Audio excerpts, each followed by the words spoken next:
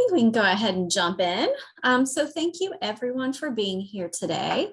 My name is Amy Salazar. I'm an assistant professor at Washington State University in Vancouver, and I have been leading the NRC-FAHE webinar series. So just so you know, today's meeting will be a little bit different than usual. This is our last webinar of the year. So I just want to give you a little bit of insight into what's coming up next before we jump into today's topics. Our next webinar will be February 22nd of next year, and it will be Alexis and Justin Black, and they are foster care alumni who will be sharing some of the work that they've been working on, putting their lived experience to use to empower other youth with foster care experience to pursue post-secondary education. So please, we haven't sent out the announcement for that one yet, but we will be sending that out soon. So I encourage everyone to join us for that webinar, February 22nd. And then March 8th of 2022, we will be hosting Jennifer Geiger, Nate Ockpitch, Kizzy Lopez, and Sarah Gomez.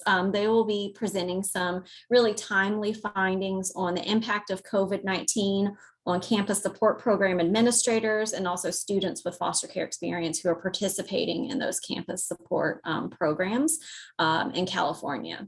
So again, we'll be sending out information about those webinars soon. And if you're not already on our listserv, please be sure to join it. You can go to the website that you see here on the slide, nrc-fahe.org. And if you scroll down a little bit on that main page, you'll see a place where you can sign up to be part of the listserv, and then you'll get the announcements about upcoming webinars, as well as all the other stuff we're going to be talking about today. So today's webinar, as I said, it's a little bit different. Today we'll be hearing from Kerri Kearney, who's at Oklahoma State University College of Education and Human Services. She'll be presenting a little bit of research today on some work she's been doing. We'll also be hearing from Angelique Day, who is at the University of Washington School of Social Work, and she'll be talking about kind of some of the business of the NRC-FAHE and how to get how things are working for you all, things that are coming up, things that we want to make sure you know about, and then I'll talk a little bit more about the webinar series. So I'm going to go ahead and post today's agenda in the chat so that you have that. Let me go ahead and do that. Okay, so you now have our webinar, our agenda for the day up. Oh, and am I not sharing my screen? I'm so sorry, everyone. Let me just do that for just a second. So now you can see the website. So it's www.nrc-fahe.org. That's where you can go to sign up for our listserv. Okay, so I'm going to stop sharing now, and I am going to turn things over to Kerri, who's going to get us started today. So thanks, Kerri. You bet. I am glad to be here with all of you. And thanks for posting the agenda. And Amy, if I could rely on you to kind of give me a heads up when we've got about 7 or 8 minutes left, so I know whether or not I need to jog faster. Okay, sure. Okay. I would appreciate it. Thanks so much. What I was asked to do today was talk a little bit about the state of the research that is in this area. And so I've kind of put together some information that I thought might be of interest to you guys, both for researchers and also for practitioners that are in the area of working with college students who have journeys through foster care, and perhaps other types of students who also intersect with this particular life experience. As you may or may not know, we hold the National Conference for Engaged Scholarship on Hidden Populations, which is a shortened name. It used to be the National Conference on Foster Alumni in College and Other Hidden Populations. Students who were in foster care are still our primary population that our researchers and practitioners focus on. But for reasons I'll explain here in just a minute, we're doing a little bit of expansion. And so what I've done in terms of answering the question I was asked, which was kind of what is the state of the research and where are we right now, is I've done sort of an overview of the kinds of things that are in process, the kinds of issues and tensions, I think, that we have right now, and the research and the work that we're doing, and how we're looking forward in terms of what needs to happen. Before I go into that, I want to just give you, for those of you who have not been involved, just a quick sort of what this conference is, so that you know what the sort of context or foundation is, that the information that I'm giving you is coming from. This is a conference that is new. It was just started in 2020 in Washington, D.C. It was funded out of the Spencer Foundation and some money from OSU. And I'm going to be honest and tell you, a lot of it was just a personal desire to want to get in the room with other researchers and practitioners that were doing the type of work I was doing, because the people who were around me didn't really get it. And they wondered how I ended up doing what I was doing and how it fit together and why that was important. And I was answering those kinds of questions all the time. I see Angelique nodding. Yeah, all the time answering those questions. And I just was tired, and I wanted so desperately. So part of this conference, honestly, is selfish. It's completely selfish on my part. I just wanted to be with people who were doing like work and be able to share, ideas and ways of moving forward. And so that's how this conference was born. Our first conference brought together 31 folks who were researchers and also scholar practitioners. We had 22 universities there, and 3 other higher education related organizations, 15 states. We wanted to go multidisciplinary because I'm a higher ed researcher, and I've been very blunt from the very beginning that I don't intend to ever become a social worker or a social work researcher. I don't need to. We've got excellent people who are in that field, as well as in counseling and psychology and the other areas. And the need is not for any one of us to become an expert in all the areas. The need is for us to find new and innovative ways to bring together fields that have typically not had a reason, honestly, to work together, and figure out how to do that effectively and collaboratively. And so that, if you just take an overarching goal of this conference, that was what I hoped for. I wanted to sit down with the Amy Salazars and the Jennifer Geigers and the folks that I normally would not encounter and learn from them. And then maybe also be able to share some of what I know from being a higher ed scholar in a way that together we could create the change that I felt like was a goal for all of us. Now, I was there for the original NRC meeting. I was the only higher education person, I think, maybe in the room then, because this was a desire for me, and it has grown a lot since then. And there are higher education people all over NRC. And so we are making progress. This conference, for me, was another piece of the picture. It is to go with the NRCs and to go with the fans that are working with state leadership on this area. It is kind of answering the question of, where can I step up? Where do I have something to offer that helps to fill in this picture of what we're all trying to do collaboratively? And so that's really how the conference got born. Now, what we do at this conference is different than a typical research conference. We do have research presentations, but we spend the bulk of our time coming together into multidisciplinary teams and designing research. We literally sit in the rooms at the conference and design research. So what I wanted to share with you in terms of answering of where are we, I think the conference is an interesting sort of microcosm of what's happening in the literature, not complete, not all encompassing, but sort of what's happening when we go out into the literature too. So these are 2020 research teams. We met in February, COVID hit in March. By April, the hotel we were at was completely shut down. And so it extended research times, and these research teams are still in process on some of these studies.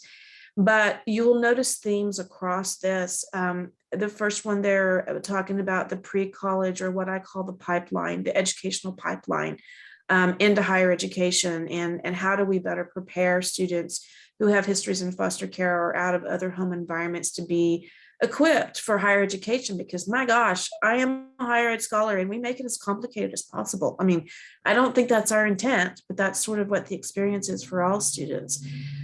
This second study dealt with really what are the knowledge and skills and resources that people are using on the ground who are supporting students. And it worked with the KC, the 7 life domains coming out of KC, to begin to try to really assess what professionals that are on the ground working with students are using. And the goal of all of these studies, just to be clear, it's highly focused on the research to practice to research cycle.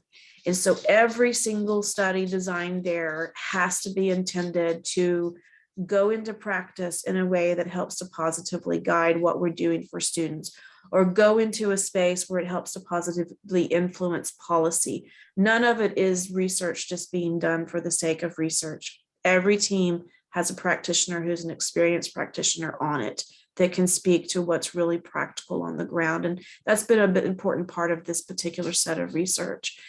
This study right here on the ACEs data, of course, all social workers that are on here today are hyper familiar with this. A lot of higher education people are not. They have not heard of ACEs. They don't know what it means. They don't know what the research is behind it. They don't know how profoundly deep the research is on ACEs. And one of the things that I figured out is K-12 is way ahead of us. I mean, just frankly, in terms of trying to sort of chase the idea of trauma-informed education and trauma-informed classrooms. And so this study is actually the one that I'm leading, and my interest is in answering a very basic question that higher education cannot answer right now. And that is, what really does a trauma look like on the higher education campus? How present really is it? Is it collecting in certain colleges or degrees? Is it collecting in certain decisions that students are making? Because all of that informs our first year experience work that we do. It informs college work that we do. It informs counseling support work. It touches the whole infrastructure of a higher education institution. And we've got to start, and this seems like a basic question, and it is, but we got to start there. We got to first of all know what is there. I can tell you our first institution, which is a Research One institution, that first data is all in right now, and we're just beginning to play with it. Right now, we're looking at 1 in 4 students who are identifying significant trauma, significant life trauma out of the student population. I don't think higher education people know that it's that high. I didn't expect for it to be that high. So it is furthering what I thought, but in a much bigger way, that we've got to be more trauma informed. We've got to be better prepared as practitioners, I'm a faculty member, but as a faculty member, as administrators, so on and so forth, about how we support students who are coming through higher education and have these kinds of backgrounds. And that requires social workers and psychology, and it goes round and round in circles. This next study, in terms of the student development piece of things and how do foster care students develop, and does it look different, and do we need to support them differently than some of the theory or practice that we've been leaning on for forever and ever? And I think some of the answer to that is yes, but that's all anecdotal. And so this was a study that was designed to do that. When COVID broke out, this study was replaced with a COVID-based study that is being published in terms of how has COVID impacted the journey of students who were in foster care, and how do we best support them, and how are we supporting them? This study is about Texas and the requirement that many of us are aware of, and many of us have also, to have an identified foster contact person on our campuses, but that has not been evaluated. We don't know how that's working. We don't know whether campuses are actually doing that, and we don't know if what they're actually doing is even working. We just kind of have checked a box off, but we haven't followed it behind with, is this really, is it effective? And so that's what this study is doing, and they've chosen to work in Texas to do that. The Georgia project is also evaluation of programs. They're looking at 2 programs. And this has been a big need in the literature, and a big need for practitioners to have framing and framework to be able to figure out, is what we're doing working? That's an important, really critical question. And that's what the Georgia project is doing. And so those 6 studies are all ones that are in process right now. And the findings of those studies will be presented in the fall of 2022 at our next conference. Those research teams will be back presenting those.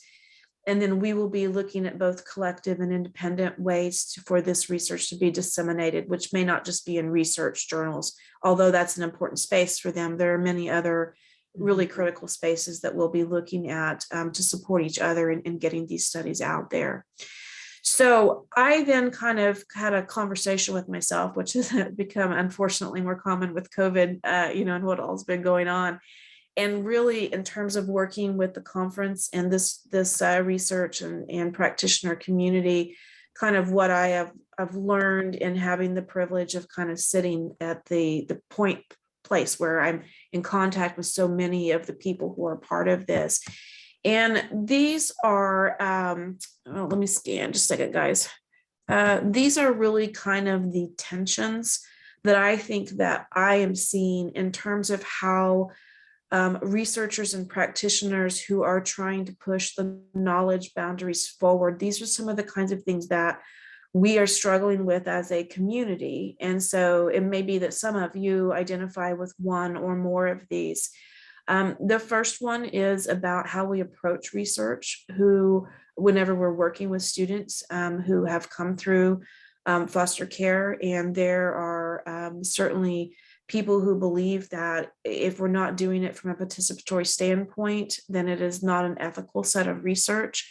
There are others who believe that there are a multitude of ways to approach research ethically, and that just one fork or knife is not going to give us the whole picture. I'm not personally going to sit here and tell you where I stand on this. It doesn't matter. What I'm saying to you is this is a tension that researchers are facing right now in terms of if you are or if you're not someone who came through foster care, how do we approach this in a way that is fair, that is ethical, that is affirming, and that moves knowledge forward so that we can do a better job of serving and supporting students.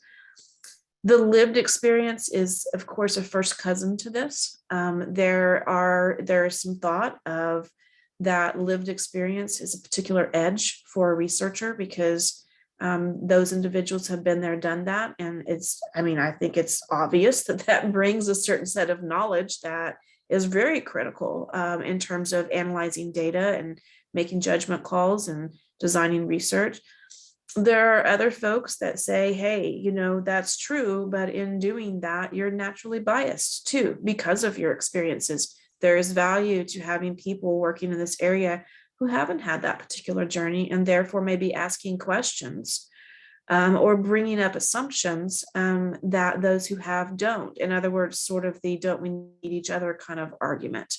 This is another kind of tension in the research right now as to kind of who, I don't want to say owns this space, but I think certainly there are a number of people who feel very strongly that pushing forward knowledge should come from the people with the lived journey themselves. And then how do others fit in an engaging and positive way to work with those people to push things forward? So again, it's just another tension. And I don't mean people are duking it out. Nobody's fighting each other, but it is another tension that we're facing in terms of pushing the knowledge forward.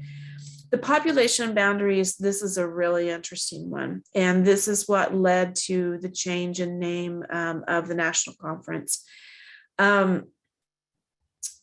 The sort of the tension here is the stance of, which this is where I began, students who were in foster care, a small unnoticed population often on campus. They need the support. We don't know a lot about them. They need very specific focus in the research for us to understand. And that's where I began. That is I will own that one. That is a personal philosophy of mine that I believe. My background, actually, my first career is I'm an OD person. I'm an organizational development person. And so in the field of higher education, I do a lot of work about how do we change organizations and how do we get organizations to hear and respond to what is going on. So now the practical side of me as a higher education person is for me to say to you that in our environment right now, where budgets are so incredibly tight and we have such diversity across students, it's difficult to get a higher education institution to do dedicated services to any individual population, and particularly one that is very small and, in my opinion, of great need of support to level the playing field for them, an unlevel playing field that's not because of choices that they made.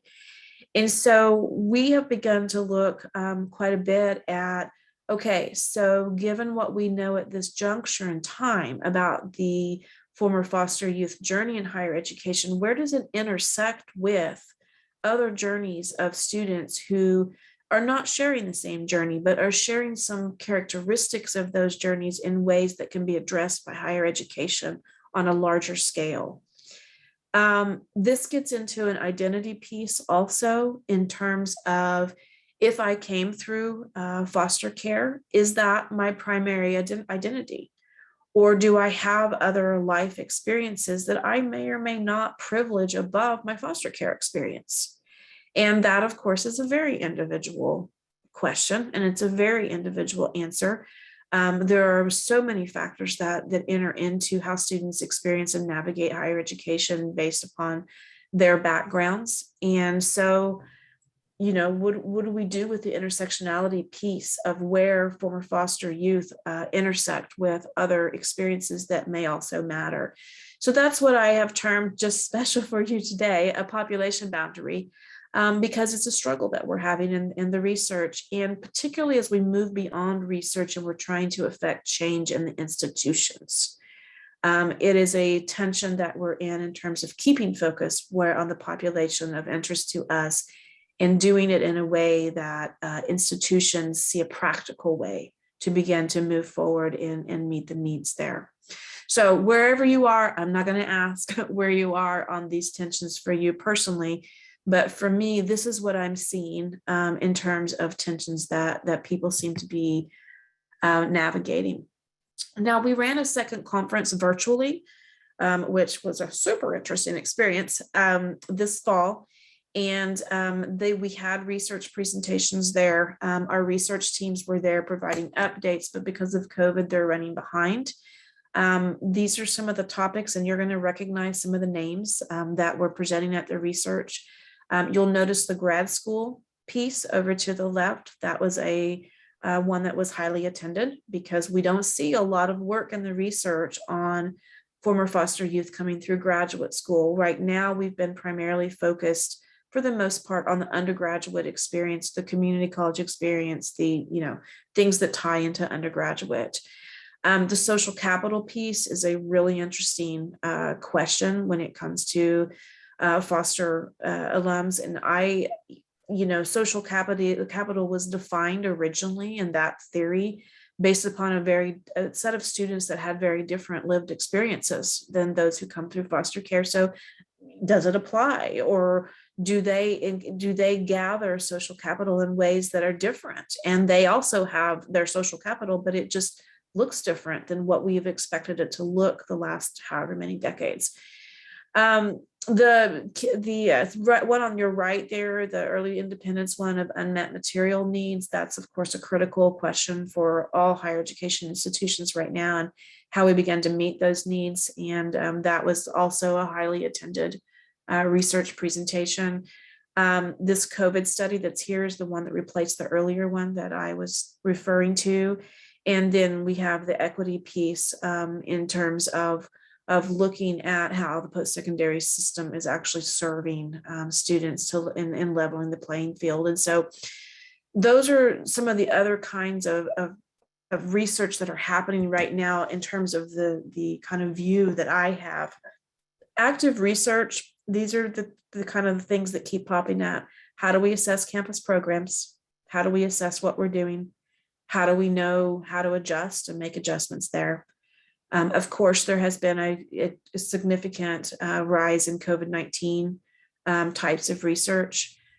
We are seeing quite a bit of asking and requesting additional studies that are related to particularly race and the intersection with students who have been in foster care, but also gender and other types of demographic influences. The pipeline from high school has been a big one. Graduate school has been a big one. And then also the other big transition, if they end up with a degree, is our job done? Which I think is kind of the same question of, if they age out of foster care, is our job done? And this research is, saying we gotta keep going. We got to keep looking at what happens whenever they leave our campuses successfully and enter the workforce. And then of course, the flip side of that is ones that may not complete successfully and enter the workforce. And how do we equip them for that? So this piece about populations, I want to come back to for just a minute, in part because if anybody has perspectives on it today, I would love to hear those, because it is a tension, as I said earlier, that we're continuing to struggle with. And this is the piece about, how tightly do you bound the population of study and the advantages of that? And then how much do you loosen that up because of the practicalities of serving students, but also the knowledge piece of other students. And so this is sort of what we have been playing with on the back end of things in terms of, and this is research based also, in terms of what does it look like to be a hidden population on campus? What is really underneath that? Maybe desire is not the right word, but it's what's coming to me right now, that desire to remain off grid, to not be identified as coming from a particular lived experience, and which of course makes it challenging to reach out for support and also for universities to provide support.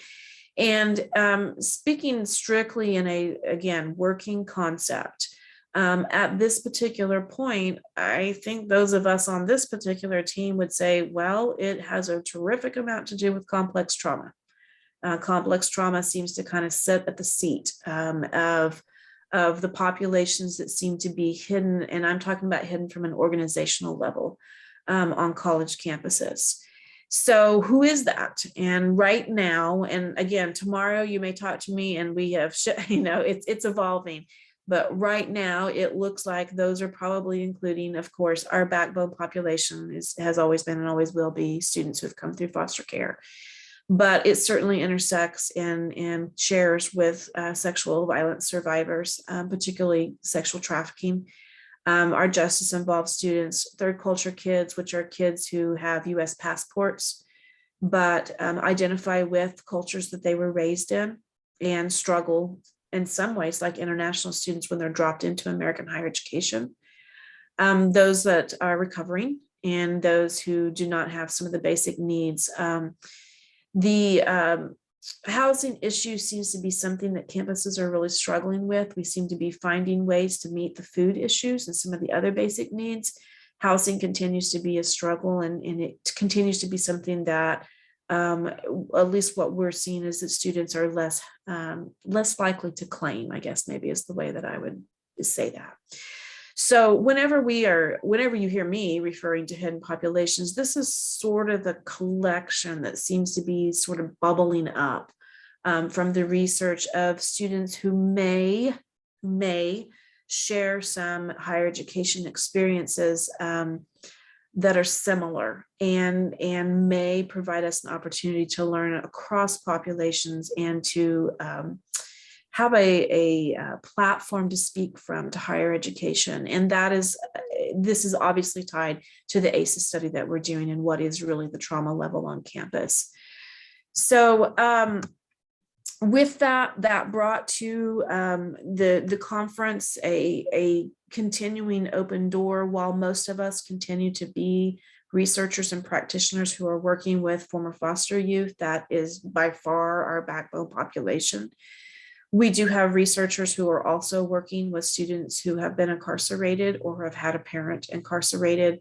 We have scholars who they have terrific, deep expertise on how race intersects with the foster care experience.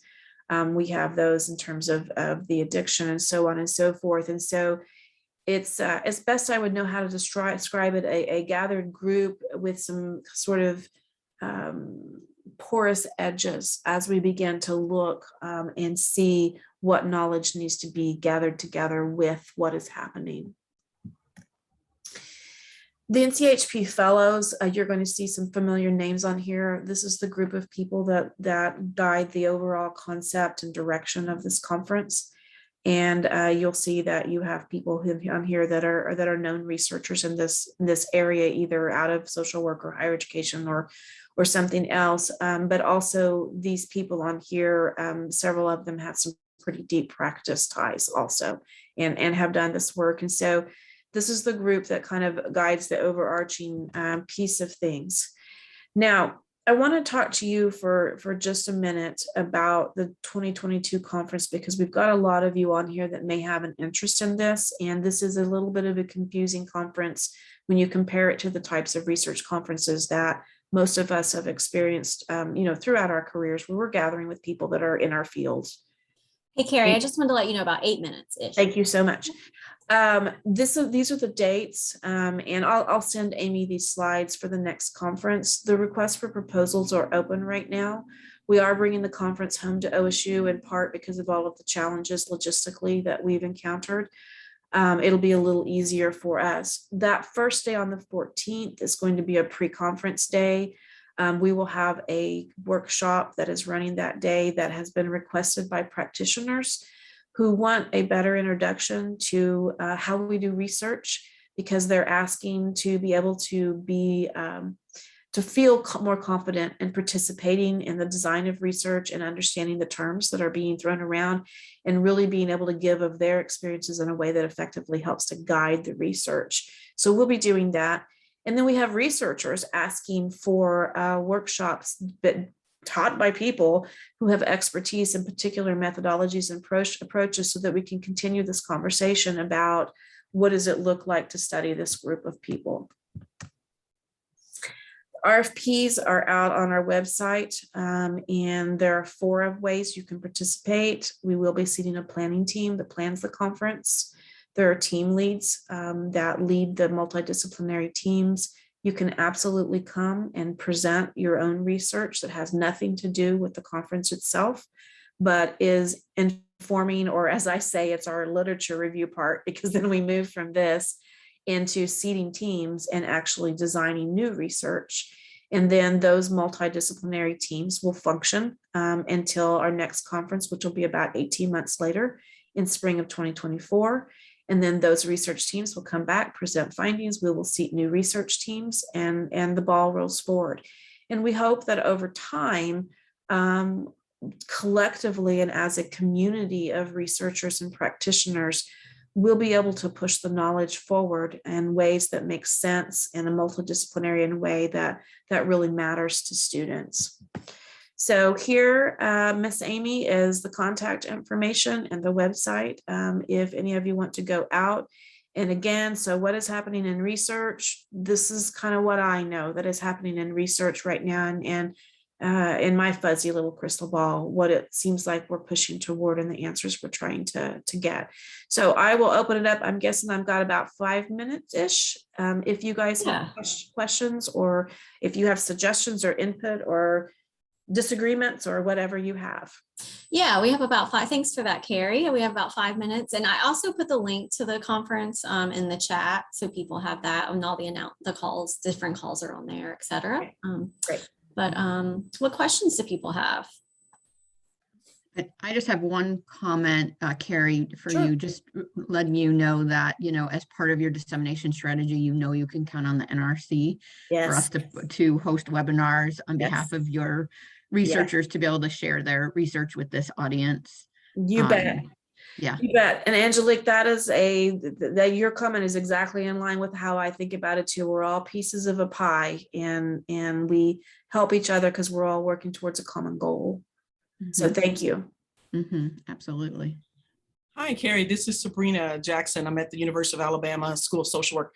Thanks for sharing this information. Just quick question. If we're interested in connecting with the folk who are on the research teams that were formed from the previous conference, I think about the pre-college area as an area of interest for me. How do we connect with, or is there a place where we find out who the researchers are that are on the teams for the particular areas? Yeah, if you want to just shoot us an email, Sabrina, at that NCHP email, and just tell them that you talked to me and to forward it on to me.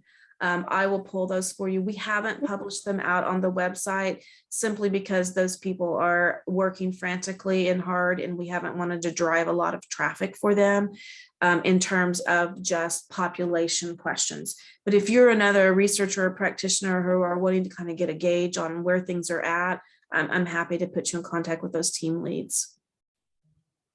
Sounds great. Thanks. You bet.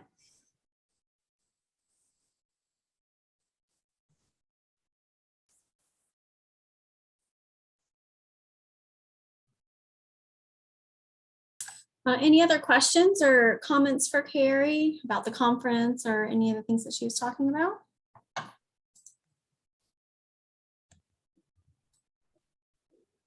You know what, Kerri, I didn't grab that email address. Would you mind putting that in the chat for me? You bet. I would be happy to.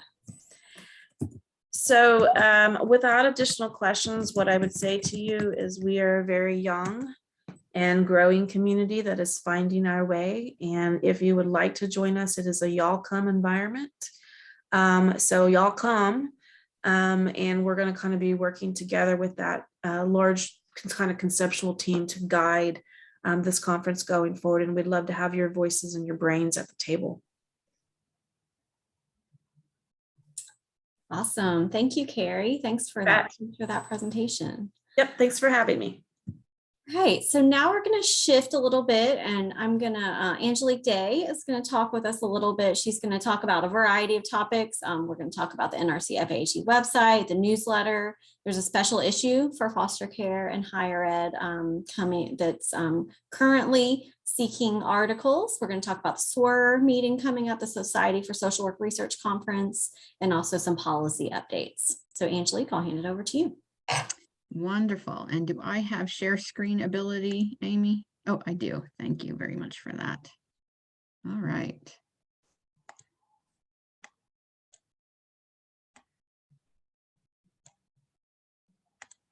Okay, hopefully folks can see my screen.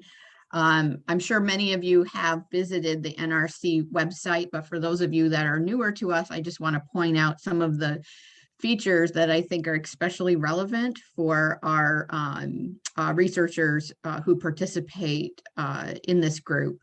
And we are evolving, and we are an organization who wants to be responsive to our members. So want to point out how we've grown from hearing your voice, and to invite you to share additional feedback so that we can provide the best service possible to all of our members. So first, I want to take some time to show you the library. So if you go onto our website, there is a library page, and there's a couple different things you can access from there.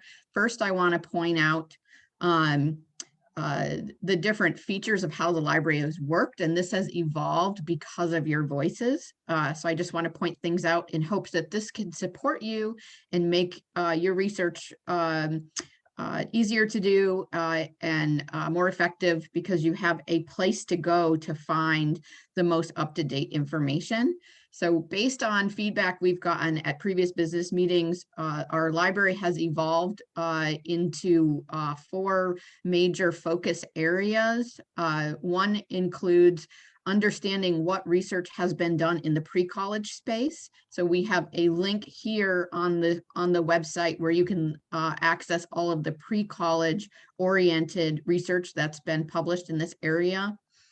Again, this category is specific to peer-reviewed journal articles.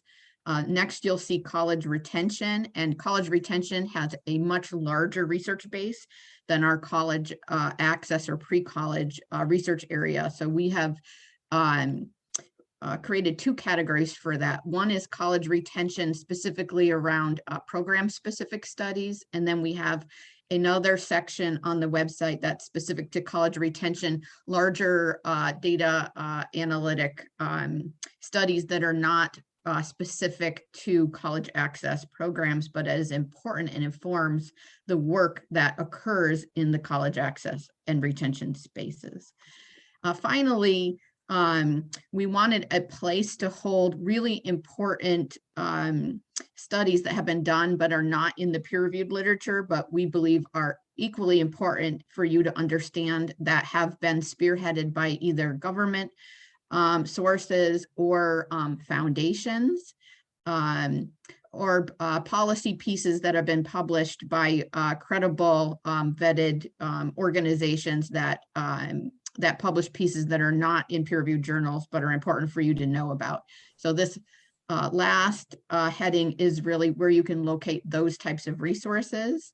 Again, as you play around with our library, if you know about an article that we don't have up, just email our email address from our website, and we can make sure that that is updated. So part of our way of finding out articles is by you all telling us. We do have a part-time staff person that supports us and does lit searches for us to keep that up. But again, we can miss something, and you all are experts in the literature. So if you are aware of something we don't have up here, please let us know. Next, I want to take you all to the live or to our newsletter. So we have, we've just released our 10th newsletter. Time is flying with our first newsletter published in 2015. So we've come a long way. And so there's some important things. This is our hot off the press newsletter that was just released this month. And so just some important things. And again, we have a common pattern of what is involved in our newsletters. That's important. And again, we are open to feedback on how to make this newsletter work for you. So first, we really emphasize, like what Kerri was talking about, is this value of both the higher ed research voice in addition to the social work voice. So we leave space to make sure that we are highlighting issues of value to both professions, and that's part of every newsletter that we produce. Also, as part of our newsletters, we're highlighting a campus support program so that our researchers on here can learn from innovative things that are happening in other programs that might be of interest for programs that you're working with, or new ideas that you might want to test out in programs that you're affiliated with. Part of our interviews with our campus support programs involves interviews with young people with lived experience who participate in those programs. And then you will see our policy updates. And I'm very geeked that I have one of my federal lobbyists on the call today. We work very hard to really keep up to date on all the federal policy work that would directly impacts the work that you do in terms of both research and practice. So this is a reliable feature that's in all of our newsletters, is tracking this policy so that you are aware of what's going on. And then I have some policy here. I'm gonna go back to it in a minute, but I wanna just also just talk about the rest of what's in this newsletter. We always try to highlight and support dissemination. As Kerri was talking about these different venues in which we do that, we host webinars like the one you're on today. And we also do features, quick feature snapshots of newly published research in these newsletters as well. So this is just one example of a new article published by Amy and Lisa. And then finally, based on you all letting us know about things and opportunities that we find out about, we want to make sure that you know about, and that's reserved for our announcements portion. And so we have some information here on the call for papers. We have a special issue that is being supported through the Journal of Social Work and Adolescence. We're super excited to have that partnership.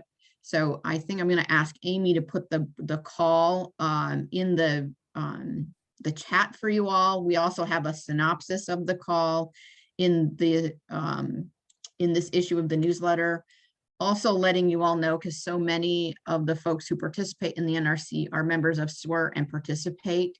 We have been hosting a special interest group at the SWR conference every year since 2015. So we will be doing that. We do not have a specific date and time assigned for our special interest group, but we will send out notice through our listserv as soon as we find out what our assignment is. And we're excited and hope that we can see many of you there.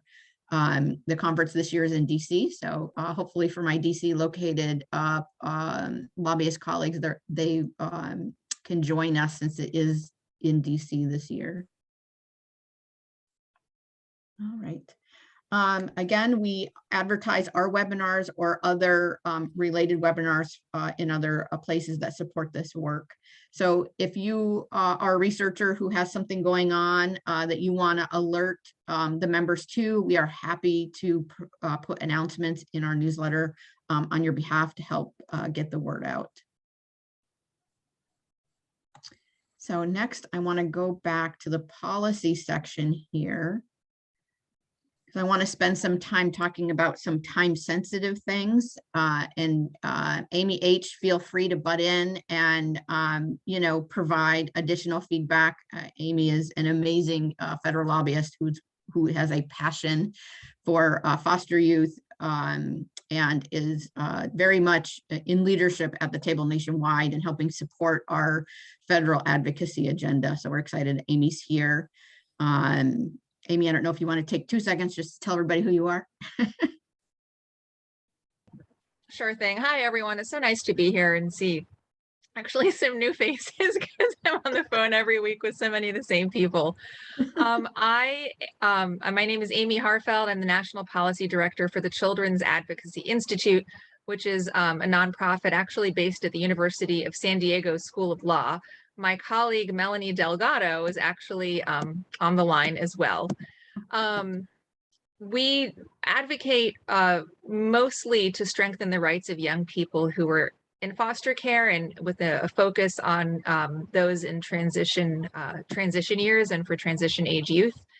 And, one of our priorities over the last number of years has been we heard from a lot of young people about their experience of being targeted and taken advantage of in a really insidious way by private for-profit colleges who were going after their CHP benefits, and advocated over many years alongside veterans groups to make sure that CHP benefits were included in the rules that these private for-profit schools have to follow in order to get federal funds.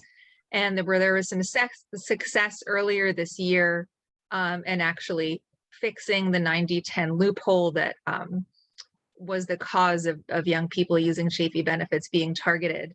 And we testified, I think just last week, to the Department of Education, urging them to issue strong regulations to make sure that as this new law is enforced, everybody focuses a lot on the impact on veterans, but nobody really talks about foster youth.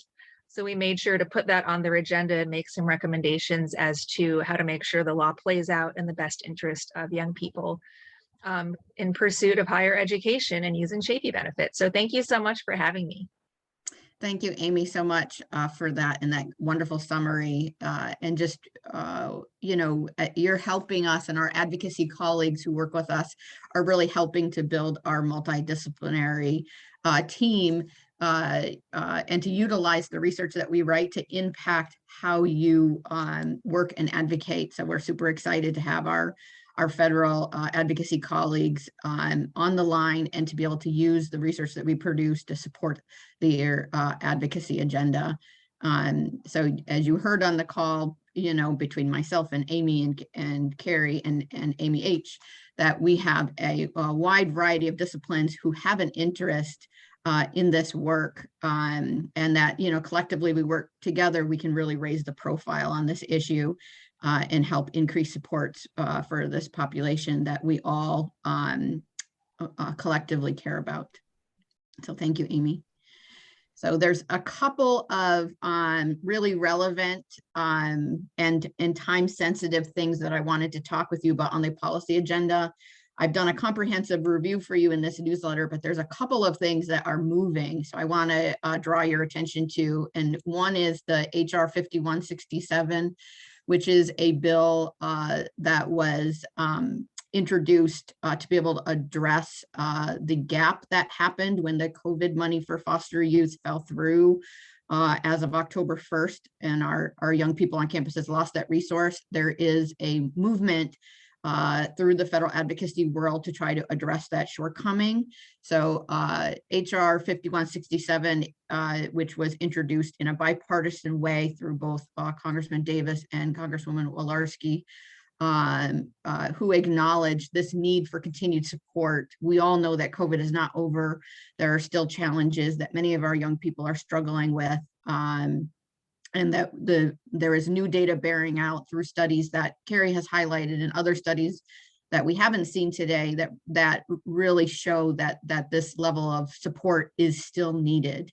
So this extension of emergency support, this 5167 would allow the resources that were signed into law under the COVID bill to be extended for one additional year. So instead of ending September 2021, that if this bill passes, it would be extended through September 2022.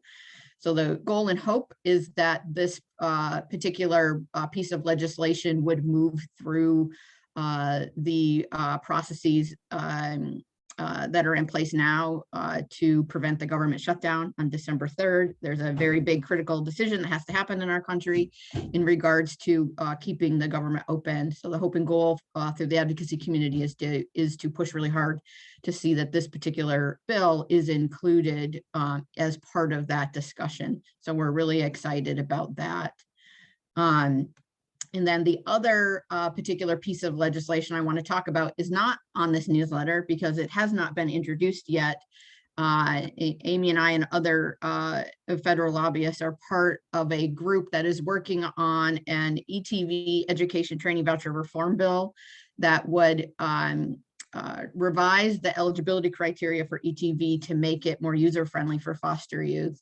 And that includes aligning some of the eligibility criteria to more mirror how Pell Grant works, which includes instead of requiring that you have to be 21 or have to use ETV by age 21 to use it at all, and that you may not be able to use it, past the age of 23, that how Pell Grant works is that a young person, can utilize Pell Grant anytime. And then once your clock starts, you have up to 12 semesters to use it.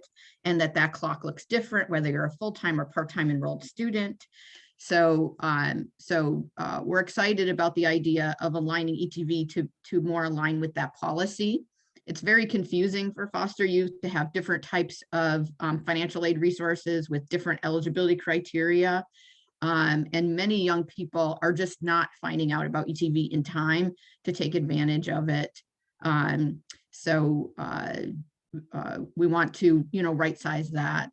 Right now, foster youth don't have the opportunity to have a gap year or have some time to, discover what they want to be when they grow up. Our foster youth are not the young people that have an opportunity to spend time at summer camp programs and attend pre-college opportunities necessarily to understand what they want to be, so that they're jumping in and completing majors in a timely way. So we know that our young people on average are about 26 when they graduate with an undergrad degree, and that many of our young people are around age 20 before they start high school. So understanding that data, we do need ETV to change to align with the reality of who our young people are and when they are actually college ready, and to be sensitive to the time frame it takes to actually complete a bachelor's degree once a student enrolls. So we are actively working on a bill that would support that package. So we're hoping that we can rely on NRC members to review drafts of that particular legislation as it's being drafted. So we are hoping to be able to recruit some folks, NRC members that would be willing to review that. And we definitely want both our research lens folks as well as our folks who are running programs, so that you can help us make sure that as this bill is being drafted, that we are thinking of everything we need to think of to make sure that this is the best piece of legislation it can be. So we are thrilled to tell you that we have some great representation of folks with lived experience who are on this policy group working with us. But we could definitely use some additional research lens and some programmatic people who run college, pre-college and college retention programs to also lend their lens to the review of this specific piece of legislation. The hope and goal is that that bill will be introduced in the spring. This will also be another Davis-led bill. So we have some time, and we're hoping that we can bring to the SWR special interest group meeting a nice draft that you all can react to. So again, just a plug, if you can attend the special interest group meeting, we'd love to have that dialogue. And for those who can't, we would love to be able to have you respond, via email and we'll give you deadlines as our advocacy group sets those for us.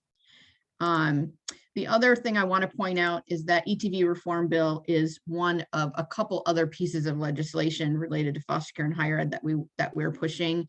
We're advocating for a package. We know that Senator Murray has a bill that's been introduced in 2 different Congresses now, and we hope to continue to support the work that Senator Murray has been introducing in the Senate Help Committee related to foster care and higher ed, as well as the college support specific bill that Danny Davis has introduced in previous Congresses that will be reintroduced again.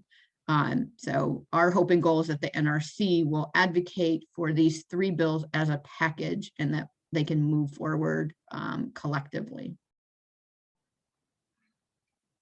So Amy, do you want to add anything that I didn't cover on the small advocacy work group? This is fantastic. What you did is great. I think the one thing I would add, I think it's relevant to those on this call, is that there has been really a long-standing effort over many years to make sure that all foster youth, including youth in transition years and extended care, have access to high-quality legal representation. Right now, federal law actually doesn't ensure that foster youth have an attorney. Parents get attorneys and the state gets an attorney, but there's no federal requirement for an attorney. And there are about 13 states where children are not represented at the same level as parents and the state. So in terms of educational access and opportunity and a whole host of other things, that needs to be changed. And we've been working on that for a very long time. And right now there actually is a bipartisan supported passed bill in the Senate to require that all children in foster care and youth in extended care receive, and parents, it includes parents as well, receive high quality legal representation throughout the duration of their case, including an extended care. The House does not have that language included yet, so we're working very hard to make sure that the due process and constitutional rights and liberties of young people who are in state custody and foster care have access to a real attorney.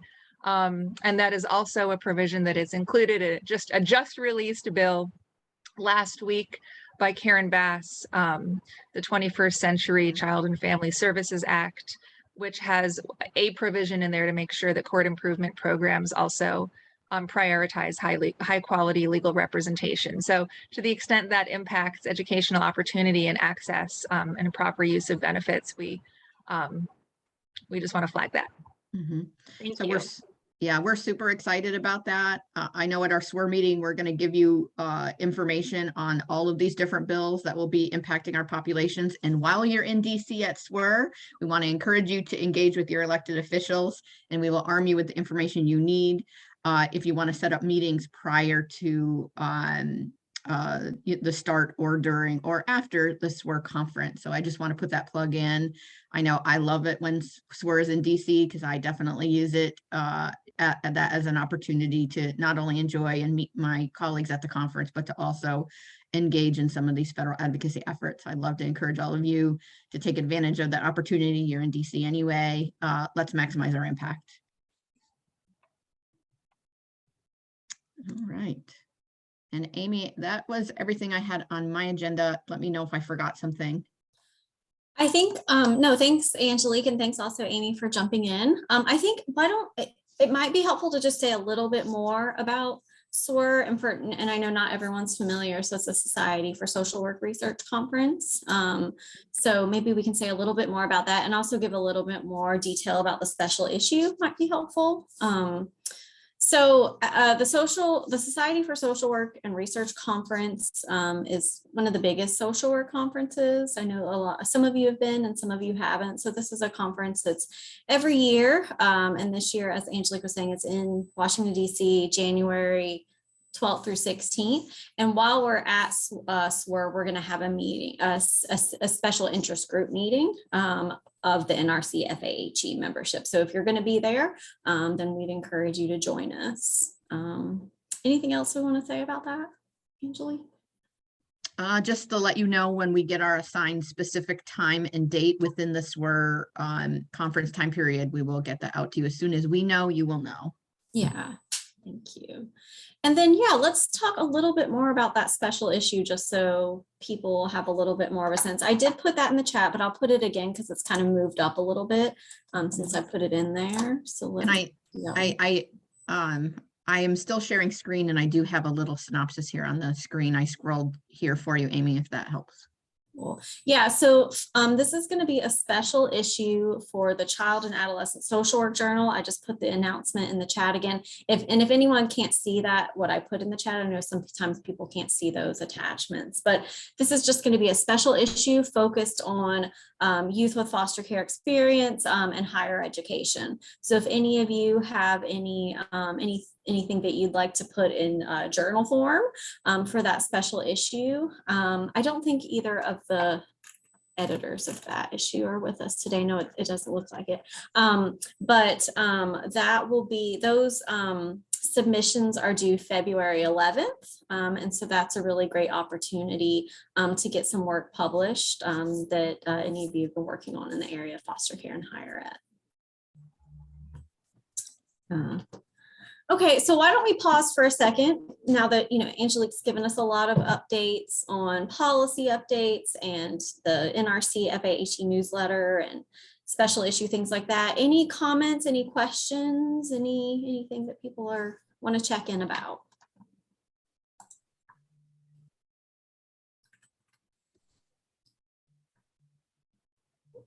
Hi, my name is Sylvia Randolph. How are you doing? Good, Hi, good. Sylvia.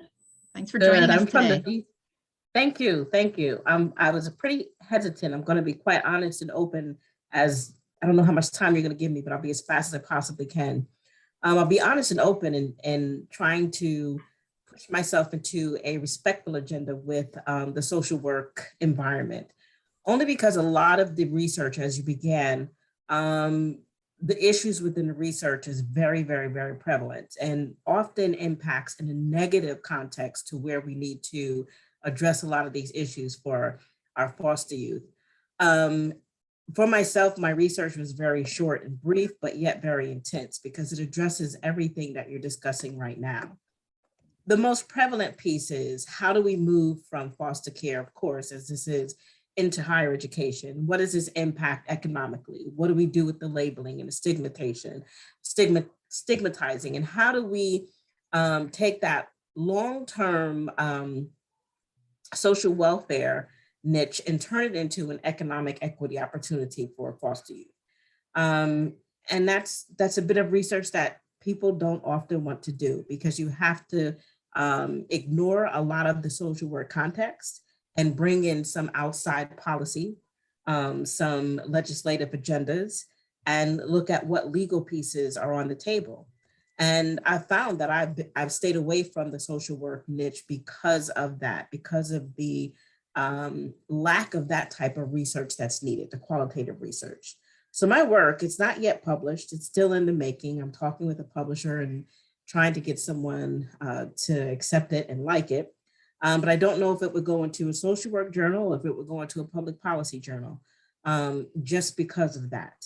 So how, if a person wants to become involved, who has kind of shied away from social work, but knows that there's a need for a huge continuum discussion as we're having, would someone like myself be a good fit for becoming involved with some of the work that's out there? I saw some of the research that's on the table. I see some of the area venues and schools that are doing the research. I just want to basically become more involved. I've done a lot of work, foster alum myself, and I'll give a quick piece. I got into college because I was a foster youth. And so that's very important to have those stories. And I know you talked about how do we identify. And as soon as I said that I was a foster youth, I was in the door right away. But a lot of people in the research that's needed, a lot of entities don't realize that FAHE connection that needs to be pushed for youth to go to college, and what that looks like, especially during this COVID-19, especially during this COVID-19 pandemic, it seems as if a lot of that has been used in an indifferent manner versus a, positive agenda to pushing people. My work is called the Pipeline to Good Citizenship, because you've used some of the language that was stated about, we're looking at labeling, we're looking at stigmatizing, we're looking at social connection. And all of those, believe it or not, are not just social work terms, but they're also criminology terms. And because of those terms being used, a lot of our youth are directed and focused towards a more service-based venture rather than an independent and upward mobility venture, because those terms are used and they're not given variables and they're not given indicators to present where they should go. Because if we say certain things in certain venues, they'll look at it in that scope and in that light. And so I'm hoping that the research will take the opportunity to turn itself in another direction, so that way we can better support the work that's out there right now. Again, so coming from a lived experience and looking at what research currently exists and then looking at what is actually out there, it's kind of a scary, and I always yell at social workers, and I'm like, it's your work that puts the table, that can spin the table, that can straighten the table, elongate the table. It is the social workers' work, their voice, their position. It is their think tank that says what can or cannot or should or shouldn't be. And so I really want to become involved. My eyes are wide open, my ears are ringing, and I'm really, really interested in being involved in this work and wherever I can push myself to do so. My work, the Pipeline to Good Citizenship, looks at inner city kids from foster care, whether it be from the parental kinship care or whether it be from external housing or from coming out of incarceration. So I've looked at those three areas and what funding is there, what resources, what colleges focuses on that hidden environment. I know that the school I went to was a small school. Even for my graduate work, by me saying that I was a foster youth was a push into the door. So the research I looked at came from the FAFSA. Did the National Research for Education. And it was hard when I called them and asked them, what research and data do we have that currently says the statistics on it that looks at the amount of youth that actually check off that they are foster youth when they apply for that FAFSA. And unfortunately, that number was almost non-existent. And so that's, again, identifying with, can I identify that I'm a foster youth? How will that impact me? And what will it do? So that's something that we need to look at. The schools know what resources are there, but the youth don't seem to want to identify under that label. So it's interesting. So when I called, it was an interesting, deep discussion with them. He said, just keep doing the research. So I'm here. So I'm ready to get involved. We're glad you're here, Sylvia. And, I think you're giving too much credit to your, your foster care alumni status. I don't think schools are rushing to admit every foster kid just because you say that. Obviously, you had other awesome qualities that you brought to that school that made them excited about having you. So don't underestimate that other piece of you. That it was your collective story, your collective identity, which made you an excellent candidate for both your undergrad program and your graduate program. I think that you have identified some really great gaps. That's the beauty of working with the NRC, is you get a chance to learn what research is out there and also learn what research isn't out there. And we invite all of our members to do that exploration and to work with each other to be able to develop concepts. So that's another resource for you through the NRC, is to be able to partner with some of the other folks on the call to really hone your research questions and to get some ideas on how to move those forward. I do want to say that social work values both quantitative and qualitative inquiry. So, you know, that your passion is qualitative inquiry doesn't negate your importance or value to our profession. We love and appreciate and respect both. So please know that.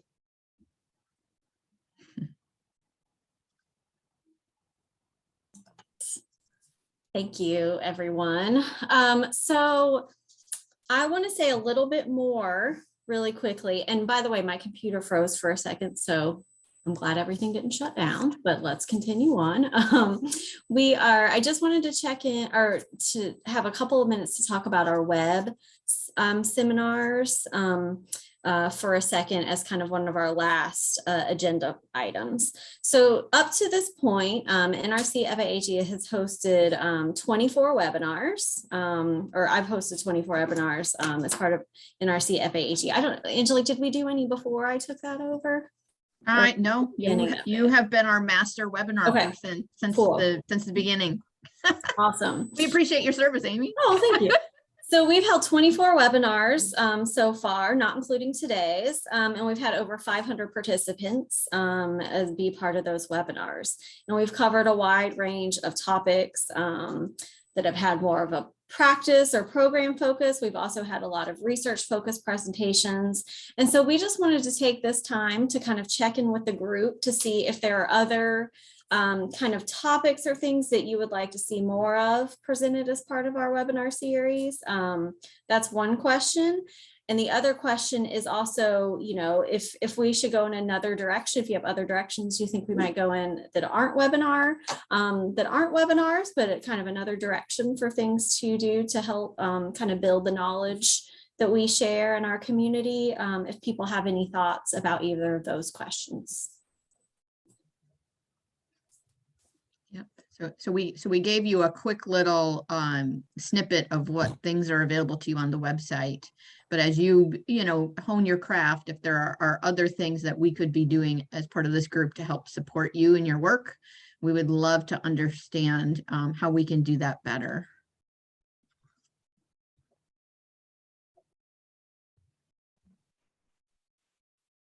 My name is Kayla Villagrana, and I'm at Arizona State University.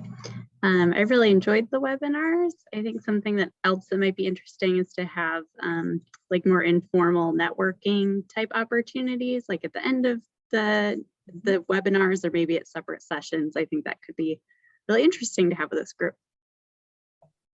Thank you for that idea. Yeah, thank you. And sorry, my dog is now barking, so sorry. But thank you for that.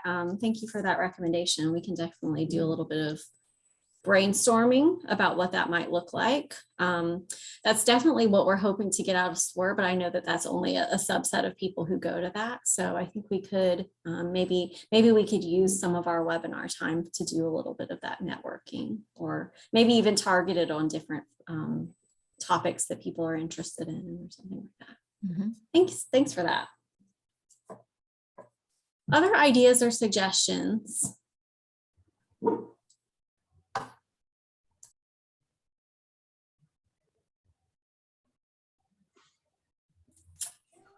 Hey everyone, Nate Ockpidge from University of Connecticut. One idea would be to possibly invite some folks from the Beltway to just present on kind of current legislation, maybe help talk through some ideas, you know, just kind of to bridge a little bit more that some of the research and practice gaps. That's one idea. Another idea is, I know at another SWIR SIG, we have something called lightning rounds, where folks present like really quick idea that they're working on for a project, research project, could be a practice project, and that they have a pretty specific question that they'd love to get feedback from a group of scholars, kind of a short period of time. So that's another idea. Usually there's about like a 5-minute presentation about a problem that they're grappling with, and then 10 minutes of just kind of rapid, you know, brainstorming and feedback from the group. Thanks, Nate. I like that. And I also think that the lightning round could be work for researchers and for practitioners, for people who are running programs or doing other sorts of things that want to brainstorm ideas about programming too. So I think that could work for a lot of different things. Yeah, that's a great idea. Thanks.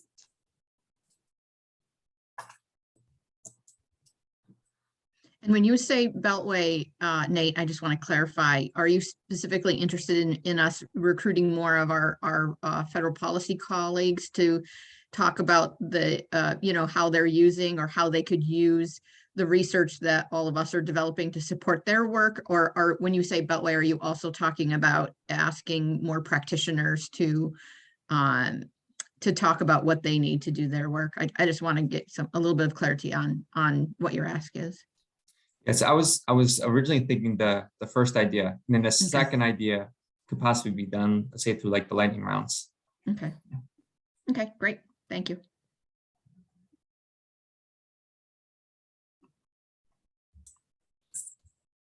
Anyone else have any ideas they want to share?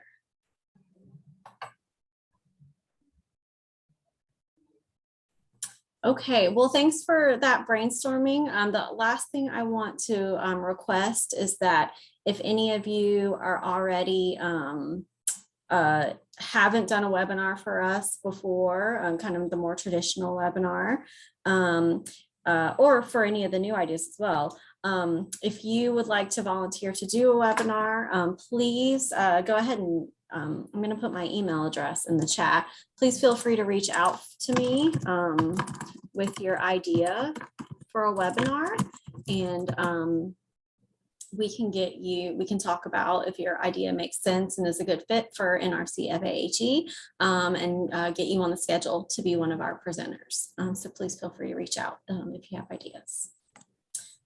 So that's everything on our agenda. We have about 12 more minutes. We just wanted to provide the opportunity for open forum if people have any other ideas, thoughts, anything that they wanted to check in about. So we're finished with kind of the, the content of the agenda, but if there's anything else that people want to, as part of the NRC-FAHE group, kind of check in about in our last little bit of time. Or Angelique, I don't know if you want to have any kind of more targeted questions or anything like that. I don't, just other than, we'll be preparing in preparation for the SIGETs where, some more concrete policy stuff, and I can give you some training at the SIG meeting of how you can use that information to support advocacy efforts. So I can, make a commitment to you all that I can do that as part of our SIG meeting. And then, per the suggestion that came to us now, if folks have a question they're struggling with and want to, ask others on this call for feedback on a research question that you're kind of toying with but are kind of unsure about, we would be happy to have you do that. Or practice question, that Yep. too. Yep.